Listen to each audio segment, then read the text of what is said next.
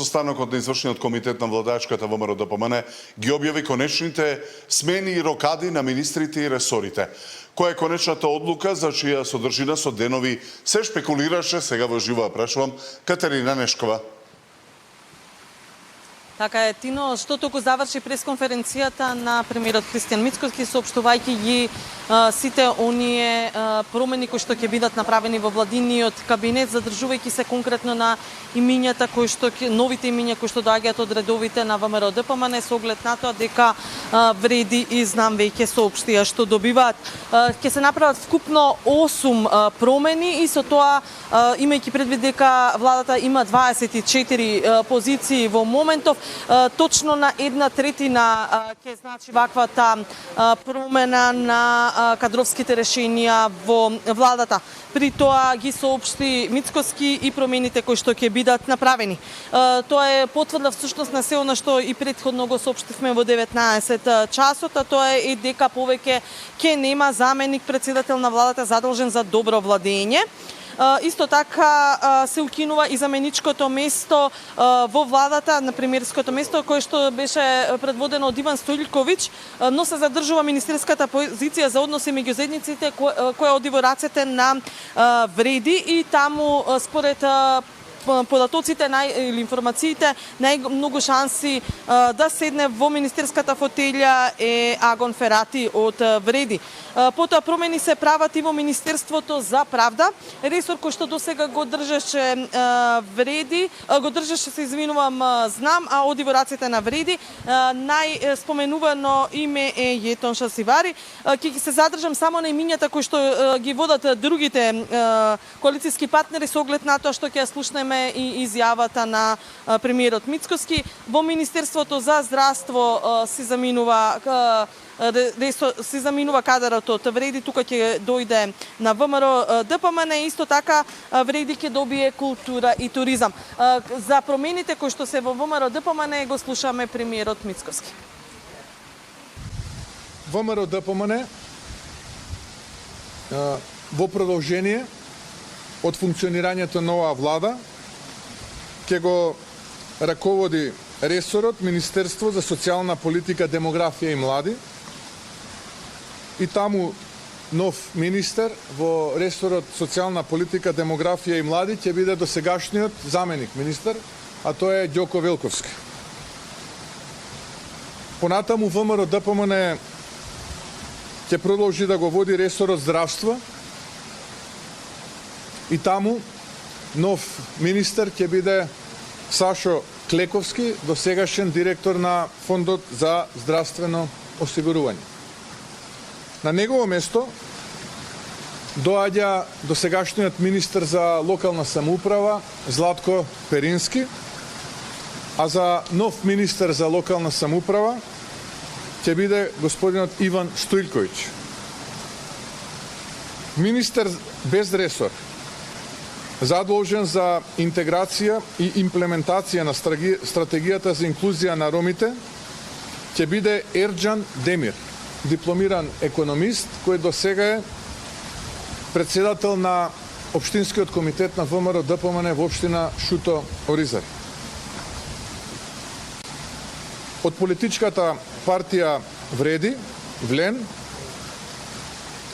нови министри ќе бидат номинирани во Министерството за правда, култура и туризам и Министерството за односи меѓу заедниците, додека пак политичката партија Знам ќе номинира свој кандидат во Министерството за земјоделие, водостопанство и шумарство.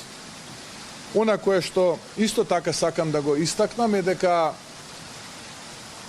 досегашниот ресор за добро владење, односно подпредседател во владата за добро владење, се укинува и тој ресор за добро владење ќе биде директно под ингеренција на кабинетот на премиерот. Ние веќе имаме секретар кој што ја следи работата на владата и реализацијата на програмата. Сега ќе имаме и секретар од кабинетот кој што ќе биде задолжен за добро владење. Катерина, како го прифатија изборот од Знам кој загубија еден од најважните ресори правда, а добија друг ресор? Па според последната изјава на Максим Димитриевски, бидејќи знам денеска имаше извршен одбор, е дека всушност тие се задоволни од тоа како работел Филков во Правда, но сметаат дека сега треба да добијат друг ресор во кој што ќе можат да дадат повеќе. Тоа е местото во ресорот земјоделие, откаде што заминува кадар на ВМРО ДПМН, а доаѓа знам јавна администрација и понатаму станува во редовите на знам. Еве го Димитриевски што мисли за ваквите промени. По сеопфатна анализа и консултација во рамки на партијата, како и со нашите коалицијски партнери, денес извршниот одбор едногласно одлучи Министерството за јавна администрација и понатаму да остане и да биде предводено и менажирано од актуелниот министер Горан Минчев, кој во изминатите 2 години покажа дека реформите можат да се реализираат со знаење, визија и политичка одговорност. Истовремено, движењето Знам за наша Македонија ќе го превземе раководењето со Министерството за земјоделство, шумарство и водостопанство. За министер го предлагаме господинот Борче Серафимовски, кој што е актуелен државен секретар во оваа министерство. Станува збор за човек кој ги обединува академското знаење, менаџерското искуство и практично познавање на системот. Истиот и самиот е земјоделец.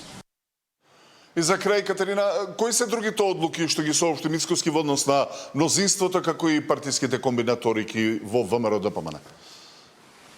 Да, така е, Тино, споменав дека од 24 позиции во владата, 8 се менуваат, меѓутоа дополнително ќе има и уште една промена, а тоа е Демократската турска партија, која што предводена од Бејџан Илиас, која што ќе добие министер без ресор.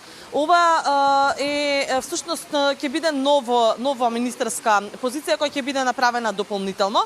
Бејџан Илиас доскоро беше дел од Европскиот фронт на ДУИ, делуваше опозицијски, но како што најави Мицкоски по неговото одвојување од Европскиот фронт сега стапува во коалиција директно со ВМРО ДПМН. Интересно е тоа и дека вечерва се направени партиски промени во раководството на ВМРО ДПМН, избрани се тројца председатели на поголеми општински комитети, со тоа се закружува онаа промена која што беше почната и претходно. Ставени се нови председатели во општинскиот комитет во Кичево, тука ќе биде Дејан Пандиловски на местото на Лазија Кимовски, кој што станува заменик министер за јавна администрација.